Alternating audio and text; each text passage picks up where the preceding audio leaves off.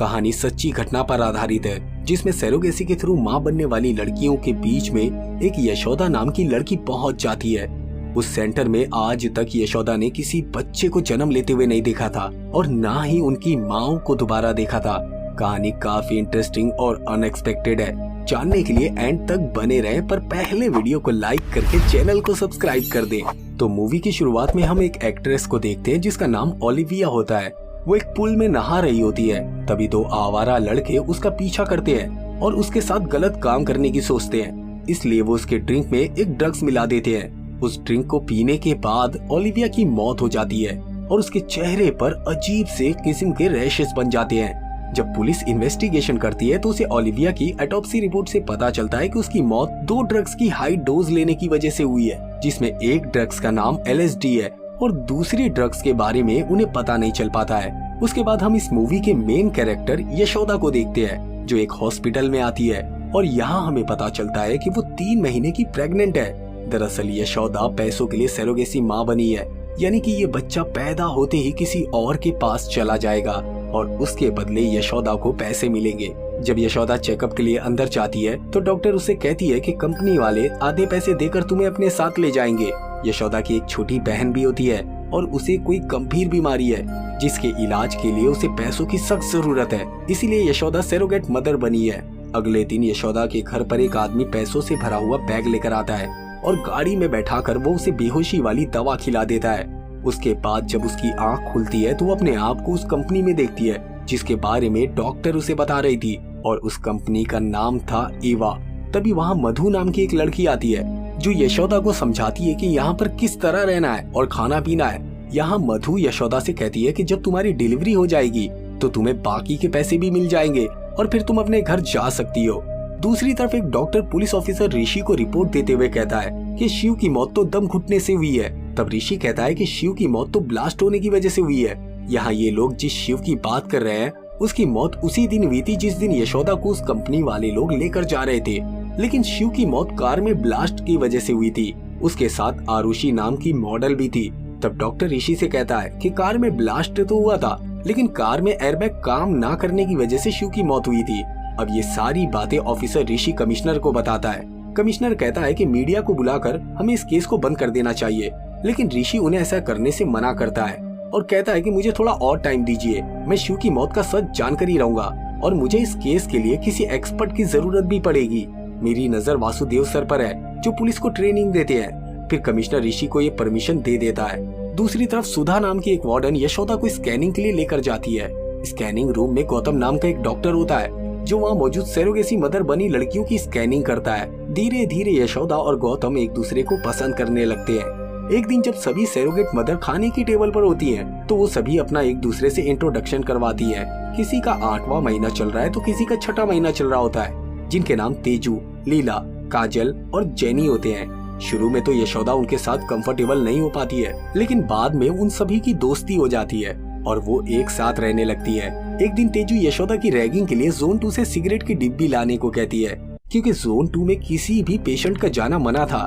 तेजू ने तो ये सब मजा लेने के लिए कहा था, लेकिन जब यशोदा जोन 2 में जाती है तो वहाँ का सिक्योरिटी ऑफिसर यशोदा को देख लेता है और वो उसे वार्न करने लगता है। तभी वहाँ डॉक्टर गौतम भी आ जाता है और वो यशोदा को वहाँ से बाहर ले जाता है और उसे समझाता है कि यहाँ पर सिर्फ डॉक्टर और स्टाफ के लोग ही आ सकते हैं, पेशेंट का यहाँ आना सख्त मना है। उधर वासुदेव सर शिव रेड्डी की कार को देख के बताते हैं कि ये एक प्री प्लान मर्डर था, क्योंकि कार के सारे एयरबैग में केमिकल को इंजेक्ट किया गया था। फिर वासु सर कहते हैं कि हो सकता है ये मर्डर शिव के साथ बैठी मॉडल के लिए हो, क्योंकि अगर वो सिर्फ शिव को मारना चाहते थे तो वो कुछ दिन पहले भी अकेले सफर कर रहा था। उसके बाद ये लोग उस मॉडल आरुषि के घर जाते हैं और उसके लैपटॉप की मदद से जांच पड़ताल करते हैं, जिससे उन्हें एक साइट से एक बंदे की वीडियो मिलती है और ये बंदा हमेशा आरुषि को बताता था कि उसे कौन सा ब्यूटी प्रोडक्ट को प्रमोट करना है और किसको नहीं करना है। हाल ही में आरुषि के पास एक ब्यूटी प्रोडक्ट का प्रमोशन आया था, जिसे इस बंदे ने मना करने के लिए कहा था, क्योंकि उन लोगों ने ये नहीं बताया था कि इस प्रोडक्ट को बनाने में किस चीज का इस्तेमाल किया गया है। फिर ऋषि और वासु सर उस ब्यूटी कंपनी के पास जाते हैं जहाँ एक बंदा होता है जिसके पिता सेंट्रल मिनिस्टर गिरिधर होते हैं। दूसरी तरफ वार्डन सुधा का एक्सेस कार्ड कोई चुरा लेता है, जिसकी वजह से वो काफी परेशान होती है। दरअसल उसका एक्सेस कार्ड यशोदा ने चुराया था दूसरी ओर पुलिस वाले उस बंदे के घर जाते हैं जिसने उस ब्यूटी प्रोडक्ट का प्रमोशन करने से आरुषि को मना किया था, लेकिन वो बंदा तो पहले से ही मरा हुआ होता है अपने ही घर में। जब पुलिस उसके घर की तलाशी लेती है तो उन्हें फ्रीजर में एक केमिकल मिलता है। उसके बाद ऋषि उस केमिकल को अपने फ्रेंड के पास भेजता है उसे टेस्ट करवाने के लिए। फिर वो फ्रेंड ऋषि को कॉल करके बताता है कि कुछ दिन पहले जो ओलिविया नामी एक्ट्रेस का मर्डर हुआ था उसके बॉडी में भी एक मिस्टीरियस किस्म का केमिकल पाया गया था, और जो तुमने मुझे सैंपल दिया है वो भी कुछ इसी तरह का है। इस केमिकल की थोड़ी और जांच करके मैं तुमको इसकी रिपोर्ट भेजता हूँ। लेकिन उसी वक्त कोई अनजान शख्स ऋषि के फ्रेंड को मार देता है। अब सारी लड़कियां आपस में यहाँ अपने आने की स्टोरी बताती हैं, जिसमें तेजू बताती है कि बचपन से उसके पेरेंट्स चाहते थे कि उन्हें लड़का पैदा हो, लेकिन लड़की होने पर उन्हें बहुत बुरा लगा था। तब से तेजू हमेशा के लिए एक लड़का बनने की कोशिश में थी और अपने पेरेंट्स का कर्ज चुकाने के लिए ही तेजू ने ये ऑप्शन चुना था। उसके बाद काजल अपनी स्टोरी बताती है। उसका जन्म एक रेड लाइट एरिया में हुआ था और उसकी माँ एक प्रोस्टिट्यूट थी, लेकिन काजल के पैदा होने के बाद उसकी माँ उसे उस माहौल से दूर रखना चाहती थी, इसलिए उन्होंने उसे गांव भेज दिया। और काजल यहाँ इसलिए आई थी ताकि वो यहाँ से मिलने वाले पैसों से अपनी माँ को उस रेड लाइट एरिया से बाहर निकाल सके। जेनी वहाँ सिर्फ इसलिए आई थी कि उसे आईफोन खरीदना था, उसके पास पैसे नहीं थे। ये सुनकर सभी हंसने लगते हैं। अगले दिन काजल को अचानक से लेबर पेन होने लगता है, इसलिए उसे जल्दी से ऑपरेशन थिएटर लेकर जाया जाता है, जो कि जोन 2 में ही होता है। तभी लीला यशोदा को अपनी स्टोरी बताती है कि वो कठपुतलियों का खेल दिखाने वाले परिवार से है। उसने हमेशा से कृष्णा की कहानियां सुनी है। उसे हमेशा ऐसा लगता था कि एक दिन जरूर भगवान कृष्णा उसके बेटे के रूप में उसकी कोख से जन्म लेंगे। लेकिन जब उसकी शादी हो गई तब उसे डॉक्टर के जरिए पता चला कि वो अपने हस्बैंड के साथ कभी भी बच्चा नहीं पैदा कर पाएगी। तभी उसे सरोगेट मदर बनने का भी ऑफर मिला, जिससे वो बहुत खुश हो गई थी। वो अपनी कोख से कृष्णा को जन्म दे सकती थी। वो बस एक बार अपने बेटे का चेहरा देखना चाहती थी। इधर मधु सबको बताती है कि काजल का बच्चा उसके पेट के अंदर ही मर गया था।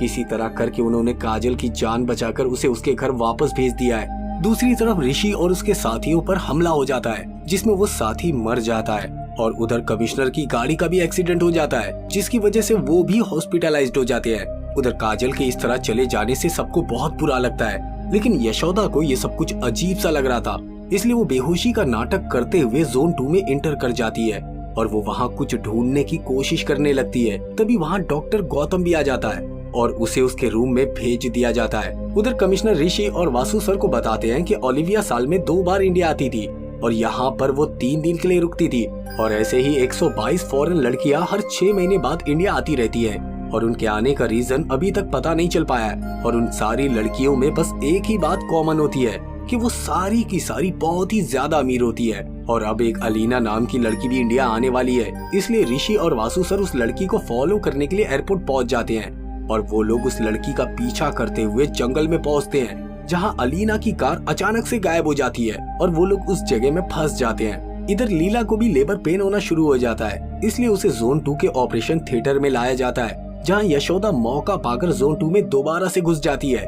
क्योंकि उसने पहले ही डॉक्टर गौतम का एक्सेस कार्ड चुरा लिया था।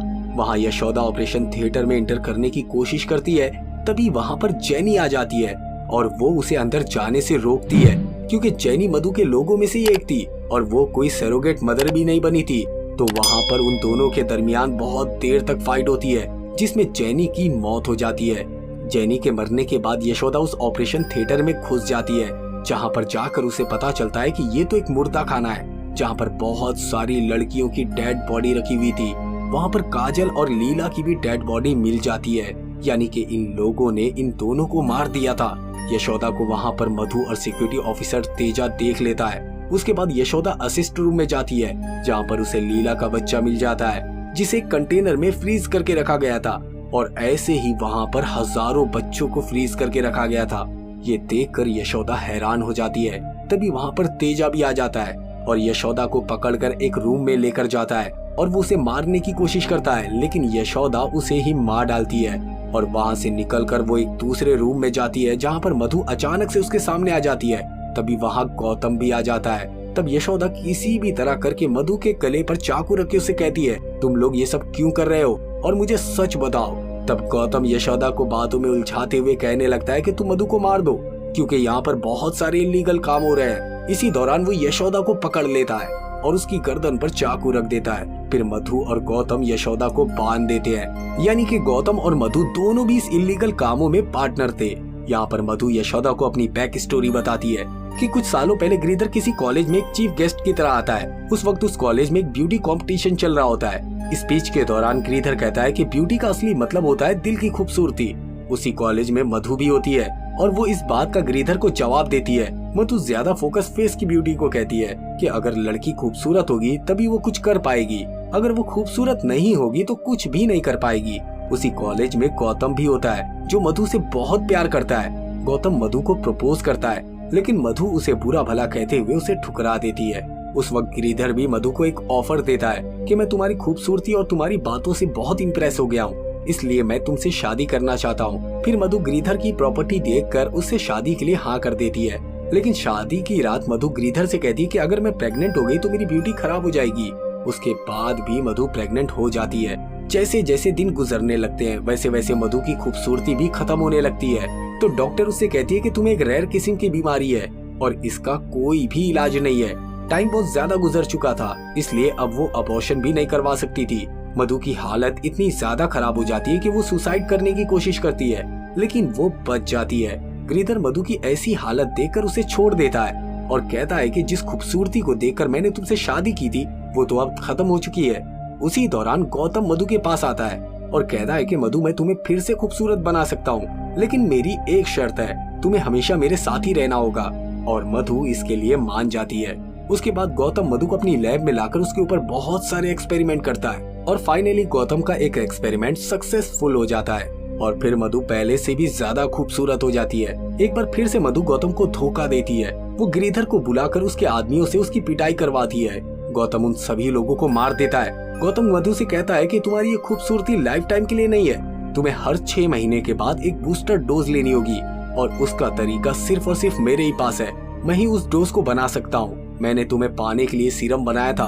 अगर मैं ये सीरम बाहर बेचता तो आज मैं बिलियनर बन सकता था, लेकिन मैंने तुम्हें चुना और तुमने मुझे धोखा दिया। गौतम की ये सारी बातें सुनने के बाद गिरिधर एक प्लान बनाता है और कहता है कि तुम्हें मधु चाहिए, ले लो, लेकिन मुझे पैसा चाहिए।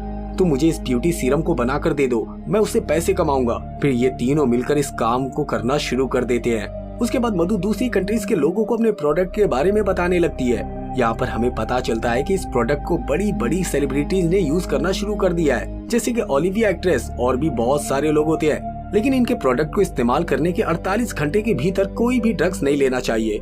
इसी वजह से ओलिविया की मौत हो गई थी। इसी तरह इनकी कंपनी न्यू बॉर्न चाइल्ड में पाए जाने वाले प्लाज्मा से ये प्रोडक्ट बनाते थे, इसलिए इन लोगों ने बहुत सारी प्रेग्नेंट औरतों को अपने पास रखा था और इन सारी लड़कियों के बच्चे के प्लाज्मा को सेव करके रखा था। उन्हें जब भी जरूरत पड़ती थी वो उसे निकाल लेते थे।